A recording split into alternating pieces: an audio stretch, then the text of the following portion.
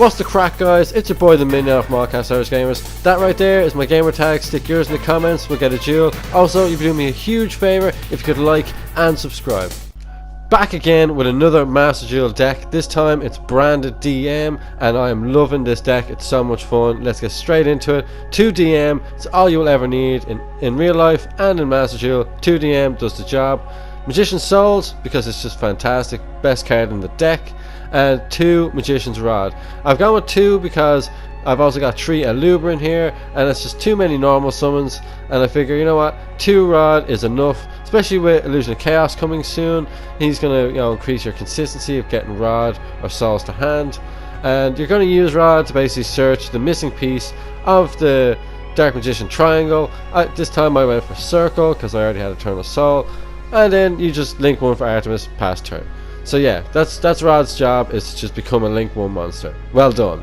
2 Fallen of Albaz, because you might want that recovery play to have an extra one in the deck in case the other one gets banished.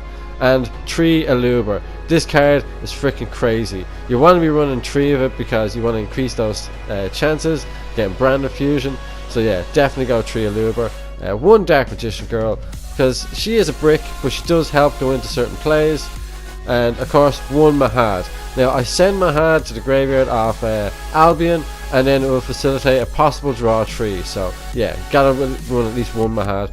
Now I've also gone with Nibiru as one of my hand traps because it's just a complete devastator against certain decks. Like there's Virtual World, that's a nice token you got there, buddy, and pass turn. GG's. So yeah, can't recommend Nibiru enough. Yeah, he might be dead a few times, but you know, he pays off in the long run, trust me. I've got 1 Saravis, in preparation for when IOC comes out and I get to run a few prep. But Saravis is just a phenomenal card. Really helps against the Veilers, Imperms, stuff like that. And Draco's Stapelia, anything that targets Saravis will just shut it down. So if I didn't protect the Dark Magicians there, I wouldn't have got that extra draw off, and I wouldn't have got into Village, and I wouldn't have won the game. So yeah, Village will win you games, 100%. That's why I've got Terraforming in there as opposed to having 2 copies of Village, because sometimes you might open Village and Terraforming, you might want to search Salvation. 3 Branded Fusion, you gotta have 3 Branded Fusion, that's mandatory. I mean, there's no disputing that. Crazy card. So I did try to play it with more copies of Secret Village just to turbo it out, but I just think 1 does the job. 1 Secret Village, 1 Terraforming, and then you use your Dark Magician cards to dig through the deck. If you've got Souls on the field, you send Salvation for that extra draw, and it helps you get through your deck and find the cards you need, because Secret Village and any sort of a board is usually a game ender in Master Duel. So you stack your Salvation, draw it, nice and handy, grand. Get your Eternal Soul, you've got your triangle set up, nice, and then don't forget to use your Servant Graveyard effect, get that extra draw, because it might be that hand trap that saves your ass later on in the duel.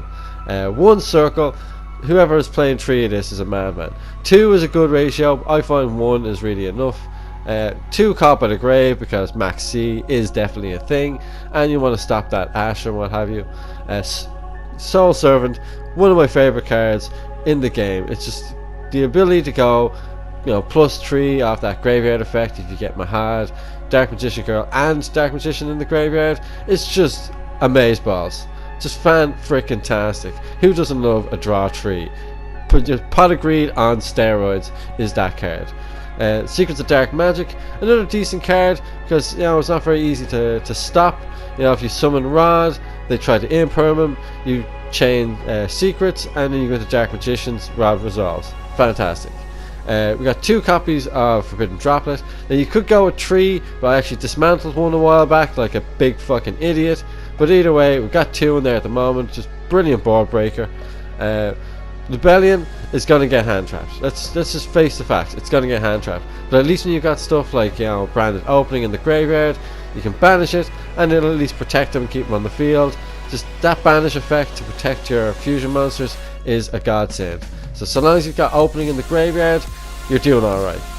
Branded Red is another late addition that I stuck into the deck, and I am loving it. It's really good. Just be careful not to return your Despia or Albaz back into the deck, or banish them, because it'll just turn that off. But yeah, Branded Red, very good card to use in your opponent's turn if you get D-shifted. And Infinite Impermanence, another one of those cards I stuck in there because it does sort of play around Triple Tactics talent, and it's just a good card to set as well. So yeah, it's just all around versatile card. Eternal Soul, love this card. Yes, it can nuke your own board, but just the Dark Magic Triangle with the Eternal Soul, Circle, get your Dark Magician back. It's just a whopper combo, especially if you've got Village up. It's just game ending. You know, you hit their normal summon, GG's. But another good thing as well with Dark Magician that people don't utilize enough is the chain blocking. So always do Rod as your last chain, because then they can't do something like, you know, Ghost Ogre and just ruin your whole plan. Draco Stapelia is in there because I was running Super Poly and I just sort of forgot to take him out. But you can make him with Brand of Fusion, and you can make him with Secrets of Dark Magic, so there's a few ways to get him out. Dragon Knight I don't really make a lot, but the option is there if you're trying to protect your back row. The Dark Magicians, I just love this card. Just being able to draw that extra card basically every turn is just phenomenal. And as you can see, I had Super Poly in this hand. I did take it out in my later build, but when I had it in, it was working. But it's not going to be live against every deck, and you face so many different decks in Master Duel. I just decided to drop it for now. Albion is the first card you go into, always. Why? Because it makes your Soul Servant live turn 1 by putting Mahad in the bin. So that's great. Now I've got Mahad in the bin. I already have Salvation that got Eternal Soul out. Well, no need for that. They just pass turn. Albion is that strong, you just have to summon them and it's GG. Mysterion is my favorite card right now. Even in the the TCG IRL, this card is going to be a powerhouse. I'm calling it now, because you can use stuff like secrets, make them on your opponent's turn, you know, after getting Dark Magician back from the grave with Eternal Soul, and then you just, you know, send your cards away. Albion probably still there because it got hand trapped, but you know what, doesn't matter because you got Mysterion on the field now. Mysterion will basically just banish any monster that special summons another monster of the same kind, including itself. Like, I cannot wait to try this card out at locals next week. I've gone with one Masquerade because even in the TCG, Masquerade could be a good tactic to go into in, you know, the third round. But also in Master Duel, you know, people eat through their life points. You summon Masquerade, it makes them think twice about the cards they activate. So it's just a decent card to have. Mirror Jade, fantastic card. Really is. You know, try to wait for your opponent to use up their things first, chain his effect, send the monster from the extra deck, and then it's a banish. There you go. Bye-bye now. Just quality card. And he's got that also destruction thing. If he gets destroyed by an opponent's card effect or leaves the field, he just wipes their board. So he's also got a built-in Reigeki. You just gotta love that guy. Libellion is gonna get hand trapped a lot. Make peace with it now. Really do. Guardian Chimera, I don't really go into too much, but he is there for that branded in red play, and he'll just also wipe a board. So he's another good board breaker to go into on your opponent's turn, and it's game over after that. Now Quintet, another one I just kind of stuck in there because you can go branded red into Quintet if you have like a field full of spellcasters, which does happen quite a lot in the TCG because you're running the Dogma package. I'm not running the Dogma package in Master Duel because, you know, Nadir's at 1, so what's the point? Good old Artemis as your link 1 just to get Rod off the field, and then you can facilitate your Soul Servant play, recycle the Rod, get rid of Artemis. Great little tactic.